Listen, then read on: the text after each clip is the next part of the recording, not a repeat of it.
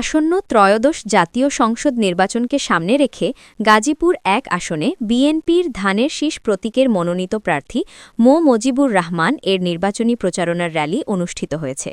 সোমবার বিকালে কালিয়াকুইর পৌর বিএনপির নির্বাহী কমিটির সাবেক সদস্য মোতাহের হোসেনের নেতৃত্বে ওই র্যালি অনুষ্ঠিত হয়। র্যালিটি কালিয়াকুইর পাইলট বালিকা উচ্চ বিদ্যালয়ের সামনে থেকে শুরু করে ঢাকা-টাঙ্গাইল মহাসড়ক প্রদক্ষিণ করে কালিয়াকুইর পল্লী বিদ্যুৎ অফিসের সামনে এসে শেষ হয়। র্যালিতে উপস্থিত ছিলেন পৌর বিএনপির সাবেক দপ্তর সম্পাদক মো শালম, উপজেলা যুবদল নেতা জাহিদ, জগন্নাথ বিশ্ববিদ্যালয়ের সাবেক ছাত্রদলের সদস্য মোজাম্মেল হক শাকিল, উপজেলা যুবদল নেতা মো মোয়াজ্জেম হোসেন, শাহিন হোসেন, পৌর স্বেচ্ছাসেবক দলের নেতা রফিকুল ইসলাম, জেলা ছাত্রদলের সাবেক বন ও পরিবেশ বিষয়ক সম্পাদক জিকু, মহিলা দলের নেত্রী শ্রাবন্তী আক্তার, চাপাইর ইউনিয়ন ছাত্রদলের যুগ্ম সম্পাদক রাকিব হোসেন প্রমুখ।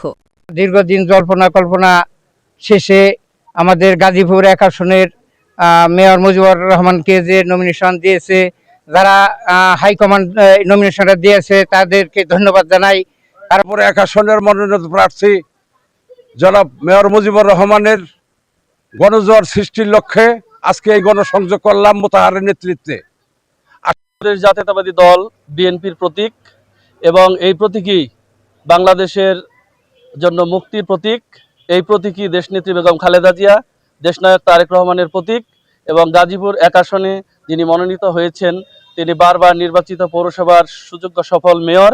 তার হাতে দলের প্রতীক এসেছে। আমরা মনে করেছি যে তার হাতেই দলের এই প্রতীক নিরাপদ এবং তার হাত ধরেই অন্ততপক্ষে ৩২ বছরের যে আমাদের বিজয়ের যে আমরা গৌরব আমরা এখন পর্যন্ত অর্জন করতে পারিনি, তার ধরেই সেই বিজয় অর্জন করা সম্ভব বলে আমরা আজকে দলমত নির্বিশেষে আমাদের দলের সকল সহযোগী সংগঠন সহ আমাদের দলের মহিলা দলের নেতৃবৃন্দ রয়েছেন, ছাত্রদল, যুবদল, শ্রমিক দল সহ সকল নেতৃবৃন্দ রয়েছেন, বিএনপির নেতৃবৃন্দ রয়েছেন, আপনারা দেখছেন। এবং আমরা মনে করি একমাত্র মুজিবুর রহমানের হাত ধরেই আগামীতে দলের এই বিজয় অর্জন করা সম্ভব।